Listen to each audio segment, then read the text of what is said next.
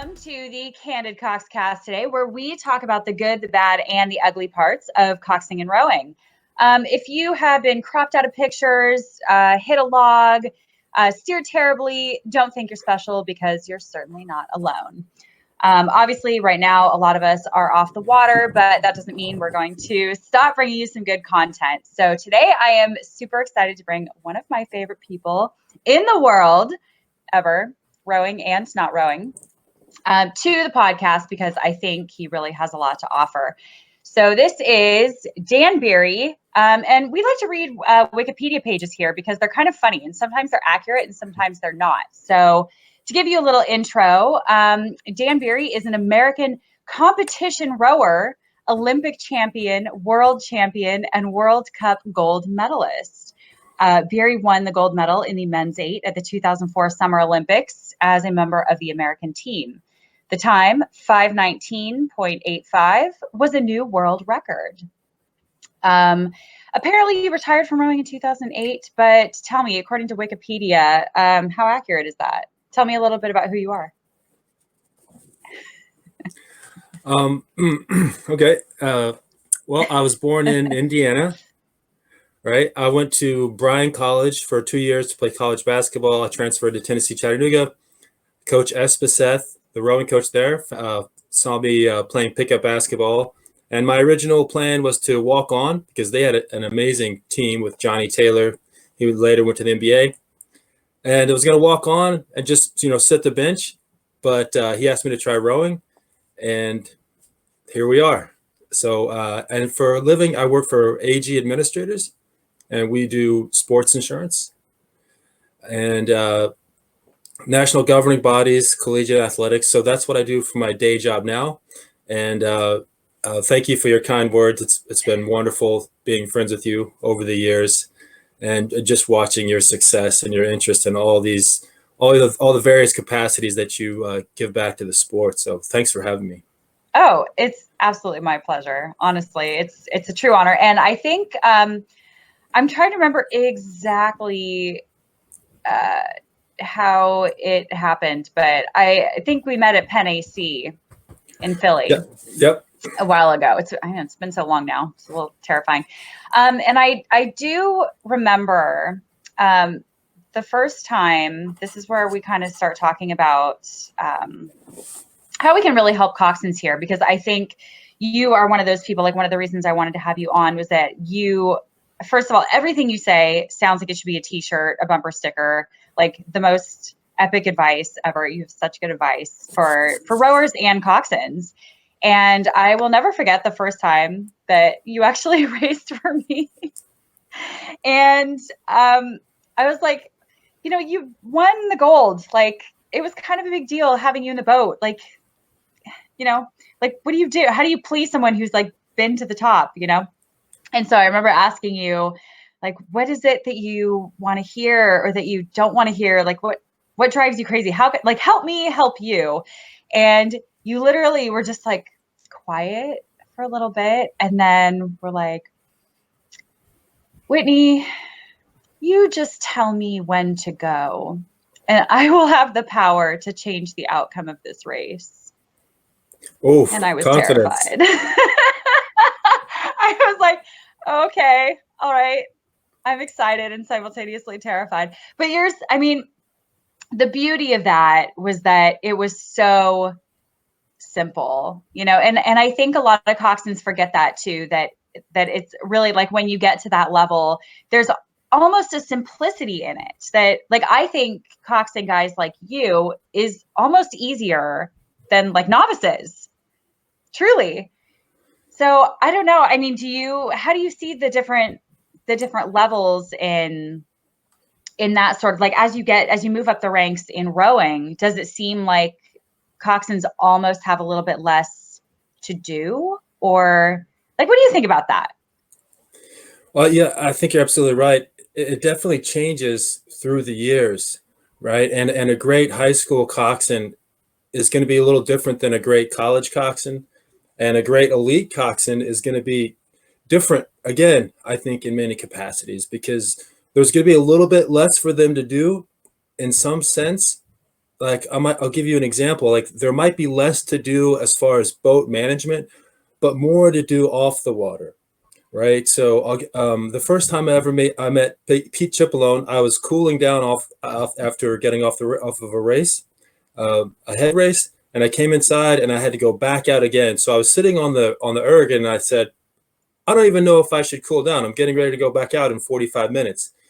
And it was the first time I'd ever seen or interacted with Pete. And as he was walking by, he just stopped and he said, "Of course you should cool down." And then he walked off. And I think that it becomes at the elite level, it becomes you're sort of fine tuning and polishing, making sure your guys are cooling down. You're looking for those, smaller details that you can use to help your crew, and really sort of being a student of that, of those finer details, right? And I think a great college coxswain, you'd probably agree with this, is sort of a really good social organizer, right? Maybe keeping his guys and girls out of trouble, And I think there's less of that, although there definitely is some of that at the elite level. Yeah, I think it changes through time, and there should be less sort of scary or unforeseen things happening with your crew on the water. And yeah, I guess that's what I should say about that. I actually get a lot of questions about that. Like, how do I go elite? And that's first of all, the opportunities for coxswains are just so slim. There's just there's one seat basically. Unless two, if you're counting, men and women, 2 seats essentially now. And, you were so lucky to get to race in so many coxed pairs, 8s, 4s. Like, you've been in so many types of coxed boats that there were more opportunities. So with these coxswains trying to sort of move up the ranks, cox better teams, whether it's men or women, it seems like it's just getting harder and harder. And so we get a lot of questions about, like, what makes us stand out? Like, what's a guy like you going to look at in a cox and say, I want her in the boat, I want him in the boat at your level? It's going to be those details, not just the social organizing, but like you said, the fine tuning. So can you elaborate a little bit more on kind of what those things are? Like on the micro level, like it sounds easy, but on a micro level, specifically, what is a coxswain going around doing day to day where you're like, they're on it, they're good? Gotcha. Okay, I'll try to give a few examples of 4 guys that I've raced with that I thought were just really, really amazing, and I'm gonna have to leave a few out. But Joey Mannion, Marcus McElhenney, Ned Delgercio, and of course Pete Cipollone. So starting with Pete, when he would have us do drills, obviously it's a tense environment, and you want to get it right, not only for your own benefit, but for the team. And not for nothing, Mike is also there, so you're under, you're really trying to focus very hard and get things correct, in a situation where you're tired, you're fatigued, right? And Pete would have this really neat sort of sensibility. He would say, like, Beery, do this, or Beery, do that, or he would say something to someone in the crew, and if it was me that messed up, I would just say, "Sorry, Pete," and he would just say, "No worries, dude," and leave it alone and move on. Yeah, he's the best. So there's this sort of like magical thing where you're commanding their attention. If you mess up, or if they lose focus, or the fatigue just gets to you, then he understands that, right? And it's not a situation where you're going to linger on it. You need to move past it in the moment, and then maybe think about it after practice again. So he had a really great sensibility about in that sense. Ned Delgercio also had a great presence about him and awareness. just an awareness of what's going on, and sort of just socially keeping things light and fun, which helps a lot. Marcus McElhenney was, I feel like, a lot more just dialed in, and he was really structured about how the workout was going to be executed. He had a really good sense of what Mike wanted for that workout and how to get there and how to make that happen. And and Joey Mannion was my favorite guy from the standpoint of just being like someone you want to listen to. Someone that you just sort of like being around him, and you love, you just love his attitude, right? So each of them had this sort of different component, but physically, I always wanted someone that could really literally hold themselves stiff, like absolutely rigid in the boat while steering, which is the most impossible thing to do. If you look at a video of Pete Chipolone, he is just holding himself ramrod stiff in the boat. And that's really helpful because, as 38 strokes a minute, there's a lot of momentum moving around. And if the coxswain is sort of, if their body is literally jolting around in the boat, that's not good, because you can definitely feel that, right? So those are some of the things that I think about.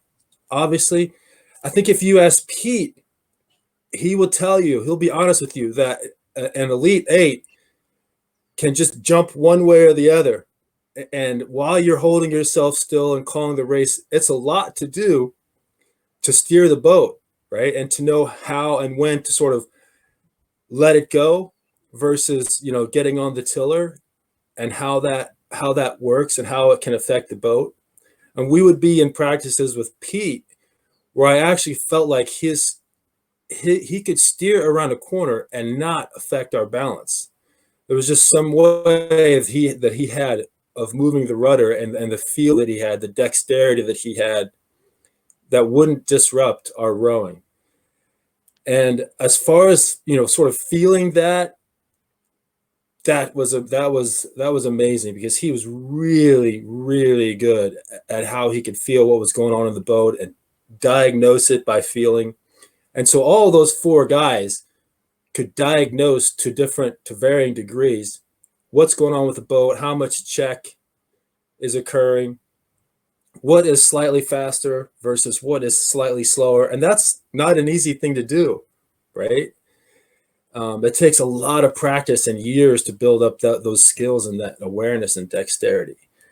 And then I think the last thing, I want to throw it back to you, but the last thing I look for is someone like Pete had a great sensibility about what we had left, right? Like, not calling the sprint too early, right? And when you call it, having the confidence to go, and really empty the tank. And if you have that trust in your coxswain, then it's hugely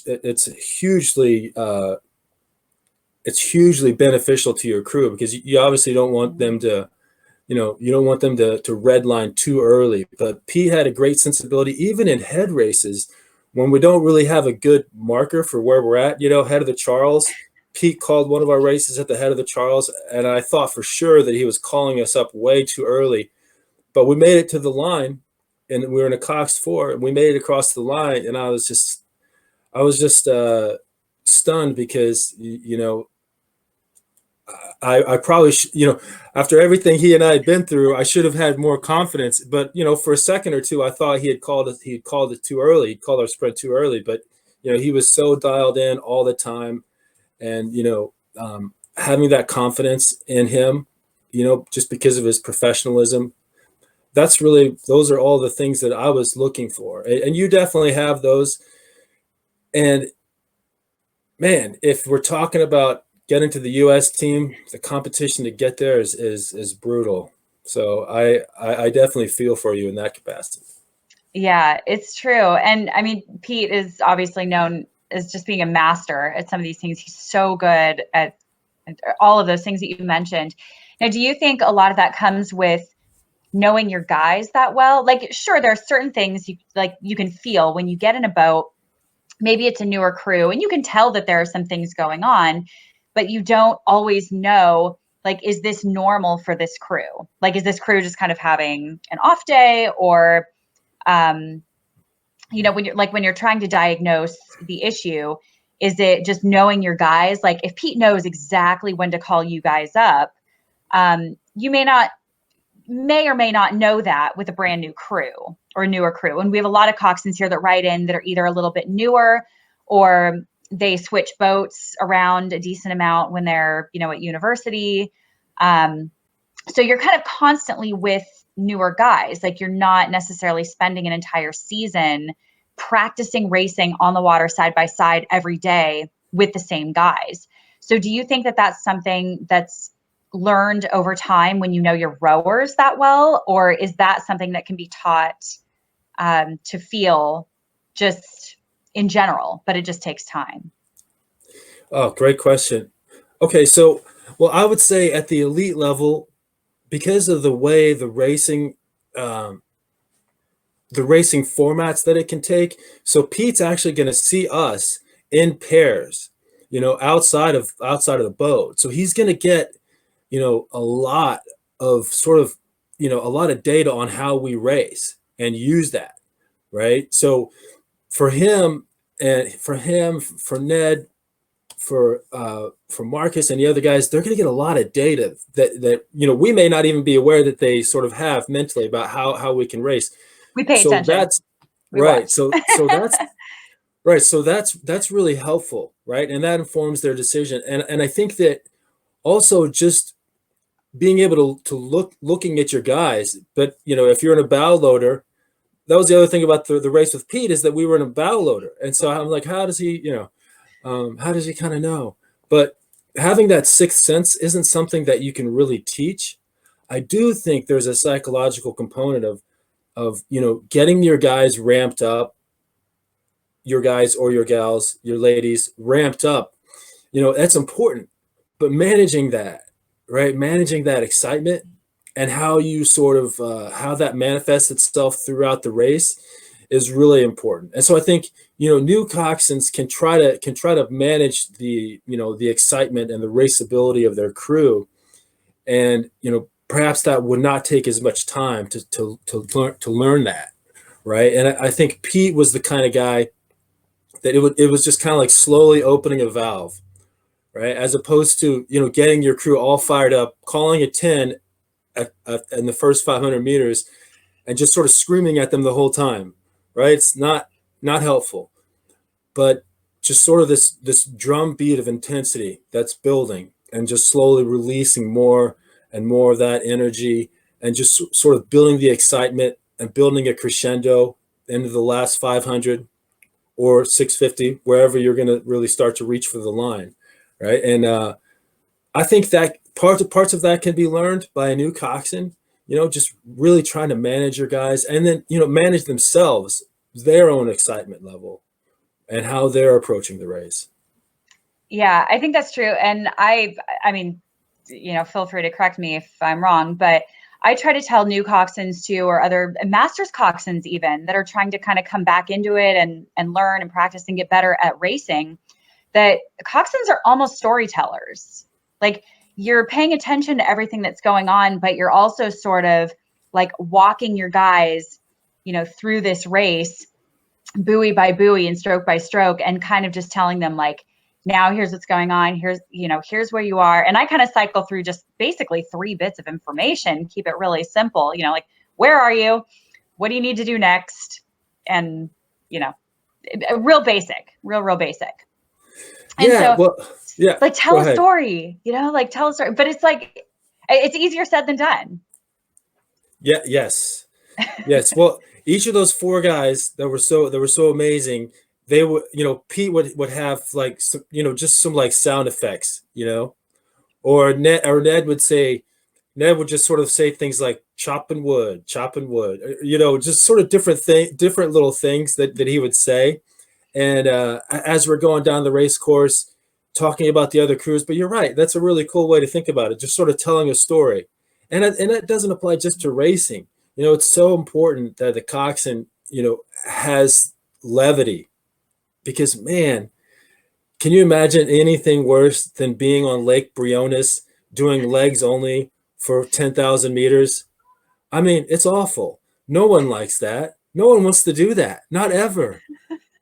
They don't ever want to do that.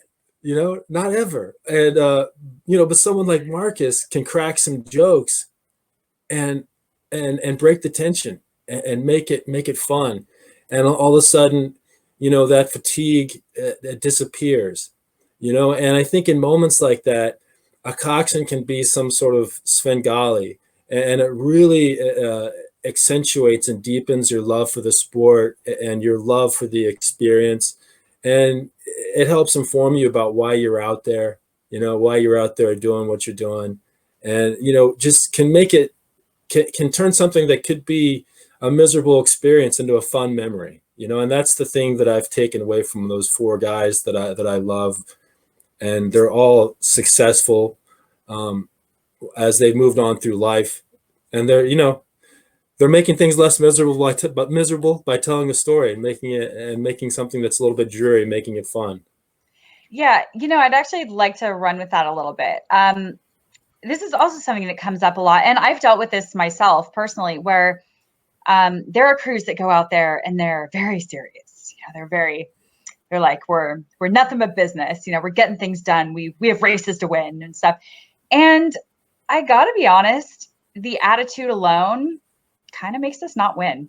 Like it's really, like, they may be amazing rowers. They're good people, but there is something about keeping it light and keeping it fun that I think has such a massive impact on your mentality going up to the line. Like, I have to say, I won't name any names, but within the last couple of years, I have coxed a couple crews where we were sitting on the line and I knew we were going to lose, and it was awful. And it was attitude alone. And I, being one coming from California universities where we race side by side and we're maybe a little bit laid back, but we just have a different approach and different way of kind of keeping things light and fun, and kind of just like, yes, we're pushing, but there's just a different chemistry that goes on that I think has such an impact. And I think that's what you guys seemed to have in 2004, when you won the gold in Athens, that there was just a different chemistry that you just don't find everywhere.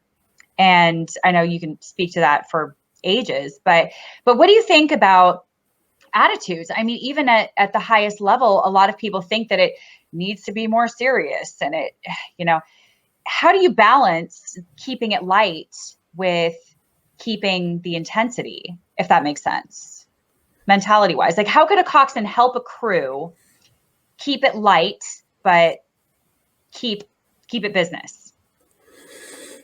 Yeah, that's a great that's the $1 million question is how do you keep that balance of fun, but keep the structure, right? And I think that part of it has to be a two-way relationship between the coxswain and his crew. And, it can't be manifested purely from the coxswain. The fun and the levity and the structure of the workout absolutely can come from the coxswain, but the athletes have to respond to that, right? And Pete, when we were dealing with him, I'll just tell a quick little story. We were out there warming up in Athens, and we were just sort of messing around, joking, waiting for a clear place. And then Pete, also, the German women's 8 came up next to us and stopped, and then they got ready for a start. And so Pete, this is nothing but bad news. Right? Yeah. Already. International incident, and Pete's like, "All right, sit ready for a start." And so we did our start, and the German women's 8 beat us. And Pete's like, "All right, guys, like, let's get this thing dialed in." But we could just sort of switch instantly, and it was like he could just reach over, and we could do it ourselves, or he could do it. He could just reach over and, like, flipping a light switch on and off. It kind of gives me goosebumps just thinking about it. But we could just go from that happy-go-lucky into race mode. And, I always tell us when we were at the starting line, Ed from Row2K was there. And we were just kind of talking to each other at the starting line. We're like, man, I bet Ed is so nervous for us right now. Or as we were sitting there just chatting, and we're like, man, I bet Ed is so nervous. Like, yeah, he is probably sweating bullets. So we were just, sitting there talking about Ed from Row2K, Ed, just being so nervous for us. And we could just look over and see how, it was like he was wearing this level of stress on our behalf. And then, as we started to get ready for the race, get ready for the start, that veil sort of comes down, and we're in mode to really execute.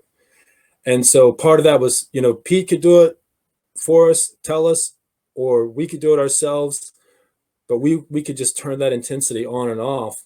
And that relationship that we had with him, it has to be two-way, but, a coxswain can only provide that. And, I think it's difficult to force it upon the crew unless they respond, right? Yeah. Yeah. I think having that two-way street it's impossible without it. Like you have to have that trust. You have to have everyone sort of buying into the same idea and the same mentality. Yeah. I mean, we've all had boats like that. I have some that are just like, they're not having it with the jokes, like they don't think they're funny, and I'm like, all right, we could lighten up a little bit. Like we might have a better row out here. Everyone's like so stuck up today and just so stuffy that, if we just lightened up a little bit, like things would be better. And then you have those guys that you can't shut up, and then, but there's kind of a place for that sometimes. Like, you have not attitude necessarily, but if you have that guy that kind of doesn't shut up, but everyone wants him in the boat because he just keeps it, like no matter what's going on, things are going to be okay. And so, I think you're right about just kind of buying into the idea. Now, do you think that also has to be chemistry with the crew? Like, do you have to have the right guys to do that? Or is there something specifically that a Cox might be able to do to sort of initiate that? Maybe this is kind of the same question, but kind of just keep it light. Like, is it the jokes? Is it like adding in an unexpected drill? Like, how can we kind of get you dialed back in, but keep it light? Like, is it cracking a joke in the middle of a serious drill, when everyone's just like the tension's too high? And I don't know. I don't know. Well, that's a tricky one. I asked that terribly, but I get that a lot, Like, I know what you're going for. During drills and in an intense session, there wouldn't be, very, very many jokes. If Mike's around, like we're dialed in. Oh yeah. And there was no messing around. I used to tell people that when we were rotating through by sixes, you've got about 30 seconds to move your slide or do whatever it is you're going to do. You've got about 30 seconds to do it, because when the next pair rotates through, I mean, it was dialed in, and Pete expected us to have everything ready and together. So I don't want to or give the impression that there was an inch of give or play with Pete, but there was also a dynamic of he knew when we were so focused and we didn't want to mess up, and he was going to let you off the hook because he knew how tired you were and how hard you were trying, right? So, and that's a different kind of thing, because we were so focused all the time and so focused that he knew that he needed to break that tension a little bit. So if there's no tension there to be broken, then it just kind of makes things a little more goofy, I think, if a coxswain is cracking jokes. Yeah. But if your guys are serious, then the coxswain will know how to read that. And I think that, you're a great example of just how, like, for example, when we went to race in San Diego, you're just kind of herding all of the kittens together. And then, when the race starts, joking around is over, and you were very aggressive, driving us down the course. And that's what it has to be. That's the best you can do, right? And, that's the best you can do. And man, I think it's tough for coxswains when they're in that high school realm, that high school age, either in this summer club racing or in their own high school. It's tough for them because you're always going to have a couple of kids that are just a little bit, they're a little bit unfocused, and they're not going to shine to their full extent. And I think that if I was going to pass on any words of wisdom, it would be, hey, hang in there, do the best you can with some of the challenging athletes that you're dealing with. Get yourself to college where you're going to be at the next level, right? That's going to be the next step, and they're really going to be able to shine. They're going to get themselves in a position to work with serious athletes in college. And I think maybe that's the best piece of advice that we can hope to pass on to a high school kid that's a little bit frustrated, is that they're going to be able to shine down the road. Yeah, that's true. And you actually kind of touched on dealing with the difficult athletes too. And I think we've all kind of had that person that kind of makes life a little bit difficult. And it may not be at the Olympic level, but even at university and at clubs. And I mean, I know I certainly have had athletes that really challenge me, like not in a good way, but in like a kind of a tantrum way in a way. And it's very hard to deal with, but like if a coach keeps them in a boat and you need to make things work, it's equally frustrating for the other guys in the boat, but I mean, we've had some attitudes, like real problems. And what would you say or recommend for a coxswain to maybe try to deal, like how would you deal with an athlete that just really throws attitude all the time? I mean, you do hear it even in some of the Olympic boats. I hear things about some of these guys and they're just like, it's not out of control, but it's a challenge. It's a real challenge. And when you are supposed to be a leader, you don't want to be a dictator. But if some of these guys just don't play ball with you and it's one guy in the crew, but he's in the crew, what is there anything a coxswain can do there to kind of mitigate that? I get a lot of questions about that, about like, there's this one guy or there's this one girl in the boat that just really makes my life difficult. How can I manage that? Well, there's one story that sort of comes to my mind, and it's more of a life story, I think. And it's about my relationship with Pete. And I think I have to share it because it's such a blessing. Within all the things that are happening in a crew, there has to be discipline, right? I mean, in some sense, and interpersonal discipline. A love between brothers and sisters. And if you don't have that, then you're wasting your time. In some sense, you're never going to reach that guy. But even off the water, after our careers were over, there were moments of, sort of, I don't know how to say it other than maybe discipline with Pete, because he stopped me one time and he's like, hey, listen, man, we're not rowing anymore and you're partying and it's going too far and you need to reel it in and it's not funny anymore. And, and I did, by the way.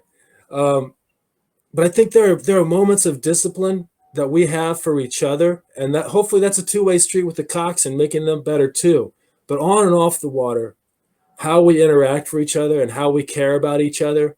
And, someone like Pete saying, hey, listen, no good. This is not what we're doing. This is not what we're about. You need to get your act together. Sometimes that's more about life than it is about coxing, but definitely, it needs to occur. And the coxswain shouldn't be afraid to whether it's on the water or off the water, help their teammate understand, like, hey, this is something that's going on that affects all of us. It affects you negatively. It affects us negatively. Get it together. Let's get this sorted out. And I think if the athlete doesn't respond to that, if your teammate doesn't respond to that, then, you've done the best you can, and it's time to move on. But it's definitely on them to fix the issue once the coxswain has identified it, and they're doing it out of love and out of camaraderie and out of being a great teammate and a great friend. When it comes from that place, then the athlete needs to listen and respond. Yeah, I think that's really good. I really get a lot of questions about that. And obviously, having dealt with that myself, sometimes you're just at a loss. I've been doing this a long time. And even still, I'm like, I'm just nothing is getting through to this guy. Nothing. And it's like, I just don't even know. But you have to work with them. So that reminds me of a great quote I heard from Hartmut Buschbacher. Someone, he was talking about having the athletes go out in singles or pairs, and someone asked him, well, what do you do about the athletes that can't keep up with the main group? And he said, get new athletes. So I like it. So sometimes there's that. Sometimes you may need to get yourself some new athletes, but you're lucky because you can choose from this wide array of international elites that will race for you. So, well, for my club, yeah. I try. And I am all about attitudes. I want nothing but fun. I mean, there's 3 rules to the boat club, and one of them is you have to be fun. Like, if there's attitudes, I don't care how fast you are. You can pull a 5:30, and I don't want you. I'm sorry. I mean, I might. You'd have my attention, but if you have a bad attitude, I don't want anything to do with it. Because it's rowing can't be fun.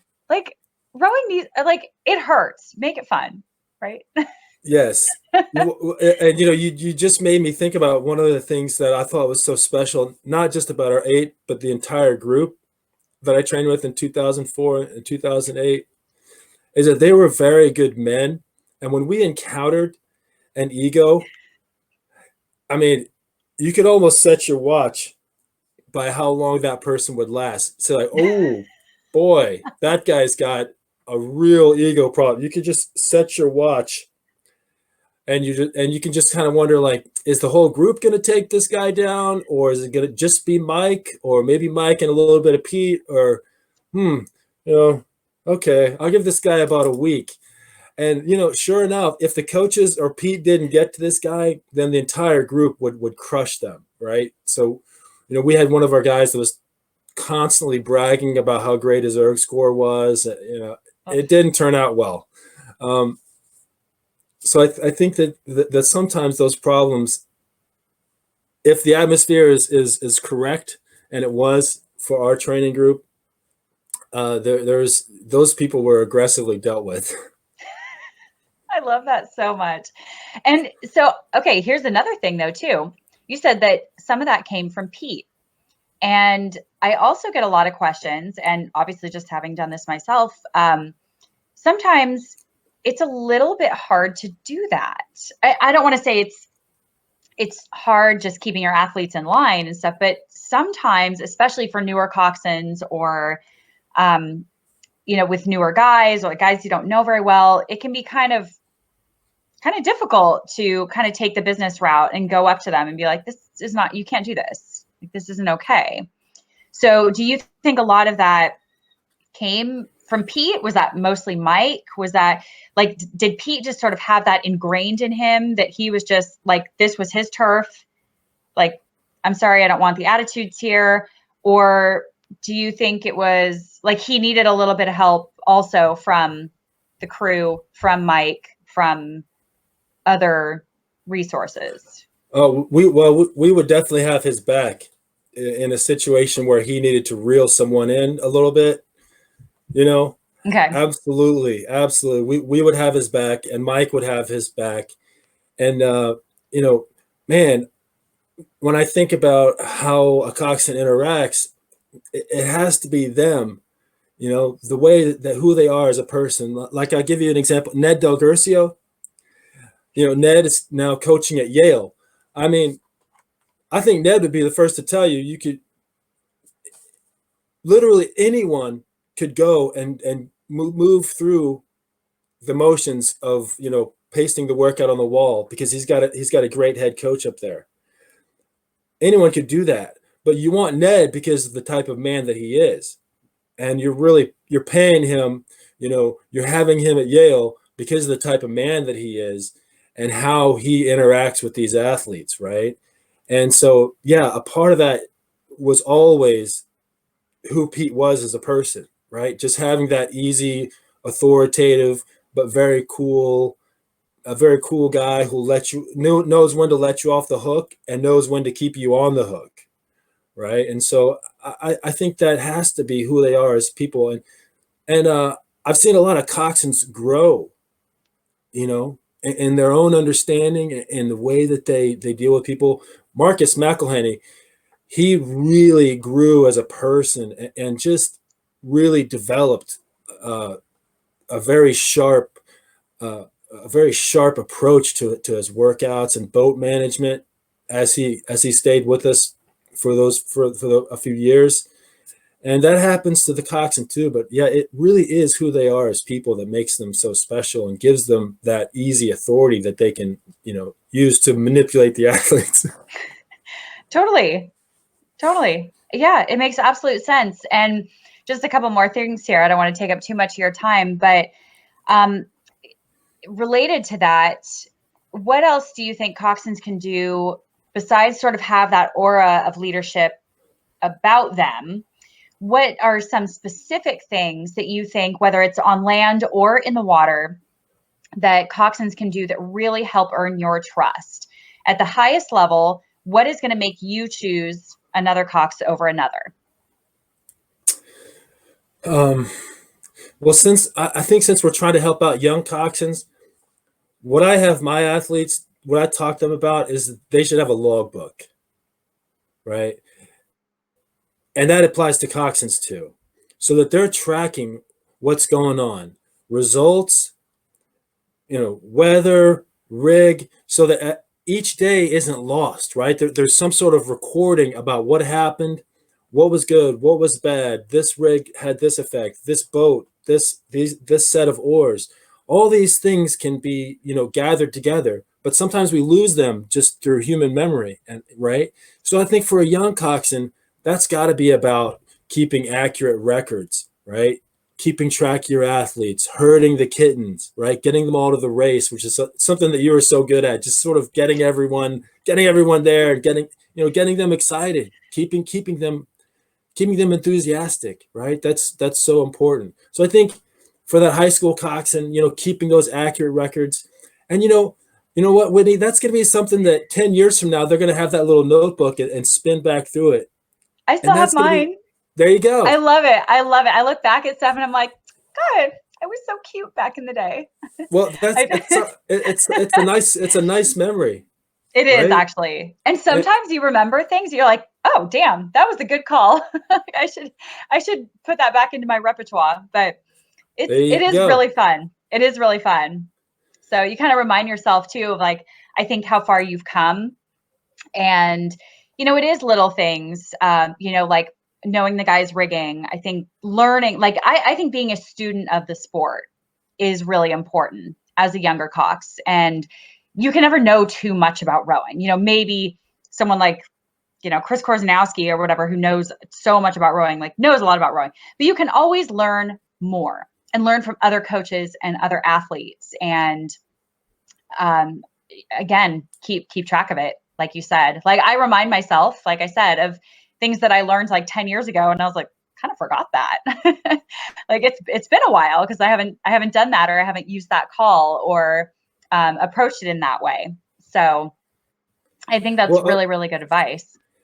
Pete would know, because Volpe was our stroke seed, and like Pete would know kind of where Volpe's feet needed to be. And if Volpe was like, what about he could just tell him, and I would set my feet off of him, and Pete would know all these things.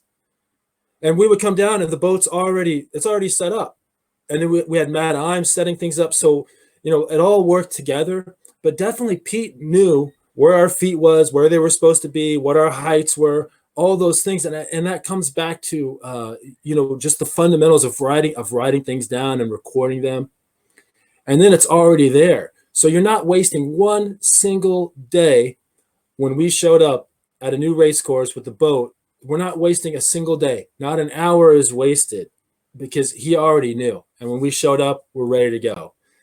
So those habits that are ingrained when we're in high school, they can just be a blessing to you, and they affect the rest of your life, because I don't think your life would be the same.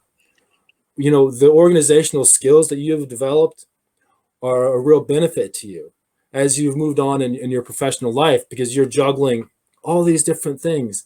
And I think that, I don't know for a fact, but I would imagine that being a coxswain has really helped you, going to LMU and being able to juggle that heavy academic workload while also herding all these kittens on the rowing team. That's impressive. And it's a great thing for a young man or woman to aspire to. It really is. I mean, we become expert water bottle holders and keeping track of oars and socks and time.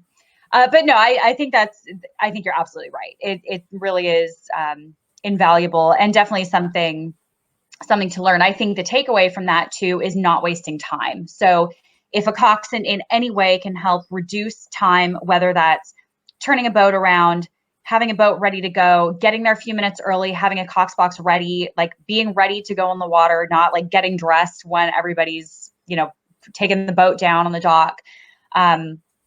Those little things here and there, I think, are what sort of start to add up and make a cox a little bit more edgy, a little bit more on top of it than someone else. So again, correct me if I'm wrong, but that's kind of what it. Absolutely. What it seems to be. Someone's got to keep you in line. I don't know. That's right. Okay, so what do you think? What do you think about calls? So again, I get so many questions about this, and people really want to know what some of your favorite calls have been and what some of your least favorite. Like, what do you hear and you're like, oh God, oh no, we're not almost there. Like, what are some of those calls that, like, give me your, like, the best and the worst, just a couple.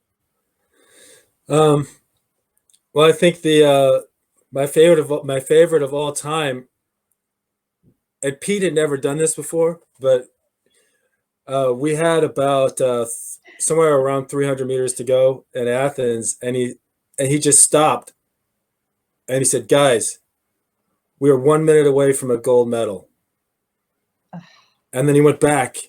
He went back into his calls, and I think you can actually find some of those, some of his race calls, and that would be a neat research project if a coxswain wanted to go online and try to find some of his. I think they have some audio files online somewhere. I should find those just to listen to his voice again. But each coxswain that I loved had their own different sort of style, like chopping wood or just some of their little phrases that I really loved. And I don't want to go to the negatives, but I have to. I mean, maybe counting, maybe counting names. It doesn't have to be like a specific person, just something that you're like, oh no, this is not gonna. No, yeah. So it doesn't have to be specific people, but just like some calls that you're like, just don't ever. No. Yeah, I think like maybe screaming the numbers of a 10. That wasn't my favorite. That wasn't my favorite, but yeah. Yeah, I think the counting gets old. So yeah, I like to think about I really like. I love the phraseology of just telling the story of the race while it's happening. I think that's the one I'm going to leave with that today and enjoy that thought. Oh, I'm so glad. Thank you. Yeah, well, I mean, this has been really valuable. So I mean, I could talk to you about rowing all day and just listen to you. I don't even need to ask questions. You could just talk about rowing, and I'm just inspired incessantly. So if you can leave us with just a little bit about 2004. We obviously haven't had an 8 accomplish what you guys have since then quite yet. We've come close, but we don't have another gold medal in the 8. And I think people around the world are greatly inspired by your race. And I know I am, even just watching it, even now I could watch it and I can just feel the chemistry and the work and the amount that you guys had to put into that race is unmatched. I mean, it's absolutely incredible. And so what do you think were some things that you sort of, I don't even know how to ask, but like, I mean, just what about that race was so special? Like what, was it the one goal? Was it something Pete said, like 300 meters to go? Was it like, how did that race feel? I mean, to be the bad rookie reporter, like I mean, it's hard to even put that race into words. It's a beautiful, beautiful race. Well, I remember as we were getting ready for that race, Mike sort of totally reversed the strategy a little bit, because in the heat, we're going to run along with the Canadians and then try to take them down at the end, and then for the final, he had us take a move. And if people watch that race, you'll see, we're with the other teams, and then kaboom, we're open water up. And, he wanted to close the door and end the race in the first 700 meters. And the fact that crew had the ability to do that, and we trusted in him, trusted in his plan, executed it flawlessly. I mean, I think it just really speaks to the relationship that we had with him and with each other. And that crew was really special because, I've been in fast crews that could run along that fast in good conditions. And the next year we had another very fast crew that we went almost the same speed or faster in a time trial. But it wasn't quite as flawless in every condition. But that crew, it could do it in any conditions, headwind, tailwind, chop, flat water. It didn't matter. That crew could be dialed in any situation. And it was a really very skillful boat. I mean, I could bore you with lots of examples of impossible drills that we would do for balance. And so I think that's really innate to that crew and their commitment to each other, and just the amount of positive interaction that we had with each other, constantly communicating. JR in the bow seat communicating up to Pete, and Pete not being threatened by that, that back and forth communication that they had. And I mean, a lot of coxswains would be threatened by that, but Pete wasn't. If there was something happening and JR wanted to communicate it, he would, and little things like that, just constantly polishing around the edges, just made that crew so special in terms of their boat feel and our willingness to execute Mike's plan exactly the way he wanted it. And, it really was. I remember leading into that move and Pete telling us to hold. And as he was telling us to hold, everyone was so excited that we were actually taking ground on the other crews before he called the move. And that just speaks to the level of commitment we had to Mike's plan. And Ted Nash was there, always being great and wonderful and legendary. Matt Imes was there. It really speaks, I think, to the level of commitment we had to each other. And that it was a very special moment. And thank you for letting me share a little bit about that. Oh, I could listen to that all day. I mean, it gives me chills. It's absolutely amazing. Thank you. I think a really good takeaway from that as well is having that communication with your crew. Again, like you said, Pete and JR, from, bow to stern can have that kind of communication and trust without the threat. And I think it is easy to kind of feel threatened, when someone's like shouting at you or yelling at you or making other suggestions that kind of make you second guess or go like, oh wait, should I, like, he's asking for something different than what the coach was. And so should I not? And I think that just speaks to how ironclad your relationship was as a crew. And I think that's really special. Well, I think we'll have, we've got some good guys. We've got some good, tough guys, and they're killers. They're killers. they're complete killers and they're ready to go. We have to have another Pete Chipolone, you know, another Pete Chipolone, another Ned, another Marcus, and they've got to be dialed in and ready to go. But it's hard. Pete Chipolones don't grow on trees, and it definitely, it definitely took him, or someone as good as him, and they're not easy to find. So it's tough. Yeah, it really is. It really is. And it's tough to even get seen and get your foot in the door, even if you are good. Even if you Yes. are, getting in front of the right people at the right time, in the right mood and the right location. And you have a life, and yeah, yeah, exactly. and there's Exactly. life keeps moving on, and I really hope for the best for the team, especially right now. We've got the whole virus problem, and the Olympics might be postponed, so Yeah. that's tough. And the high school that I'm working with, our athletes are off the water, but hopefully, maybe they can listen to this podcast and email you, because you're such a wonderful person, and you'll be happy to help them out, I'm sure. I would love So to. very cool. I would love to. Yeah, absolutely. And so where can we find you if you want us to, follow you on Instagram, anything that you're on that we can follow along your coaching? Well, I guess the coaching is sort of, on the on hold for Upper right Marion. now, but in general. I volunteer with Upper Marion High School a couple days a week. Because the sports insurance business is really busy, but I get there a couple of days a week. I can be found on Facebook.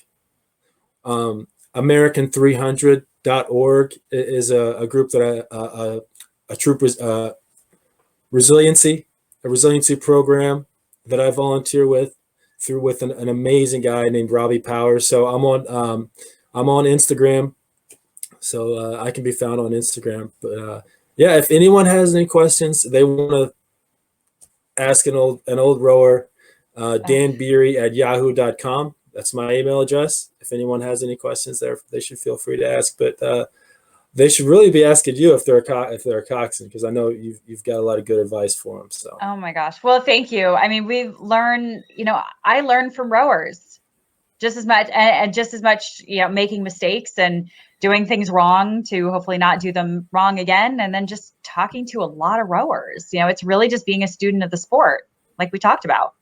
Yep. You make the mistakes. Nobody coaches coxswains. You have to, well, very few people do. I guess some people do, but it's hard. Most coaches don't coach coxswains. You have to figure it out. So you have to screw up a lot and talk to guys like you that have been there and be like, help, like, tell me something that I can do, so people like me. So it takes time, it takes time.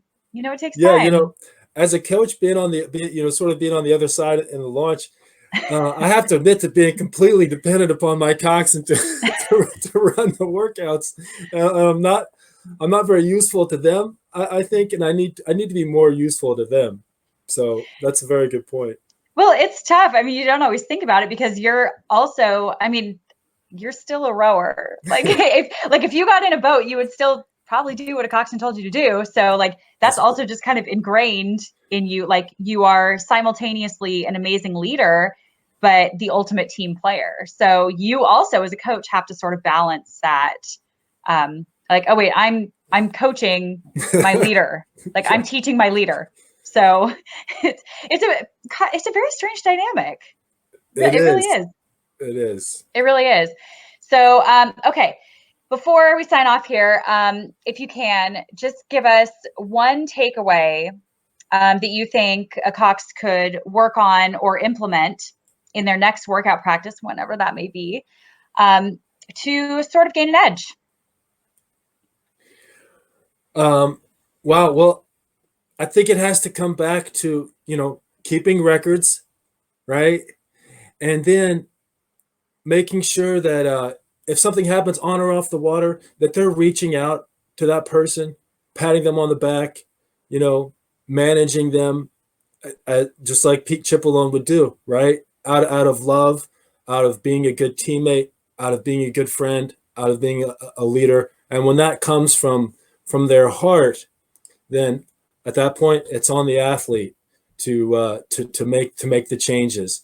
And I think that by doing that, I think maybe Pete would even say that as he would practice doing that as a person walking the earth, I'm sure it made him stronger, right? And I'm sure it affected him too and his ability to lead by consistently doing that. And I think over the years, he learned to become more and more and more of an effective leader. So maybe that's what we could encourage them to do is to, reach out and be firm and be that leader that sort of guides and instructs, and that it's generated from the right place in their heart. So being proactive. Yep. Perfect. I love it. Well, thank you again so much for your time. I really, like I said, could literally listen to you just talk about rowing all day. So so thank you again for your wisdom, and it's a privilege to be able to have you on. So thank you so much. Of course, it's my pleasure. So anyone else too that has questions, be sure to follow along at the CandidCox on Instagram or Iron Will Wit, or feel free to email thecandidcox@gmail.com. We always want to take questions, and I have so many cool guests coming up, and always feel free to reach out. We're a community of people, rowers, coxswains. We all want to help. We all want to be better. We all want to race faster. We all want to win. We all want blah, blah, blah, blah, blah.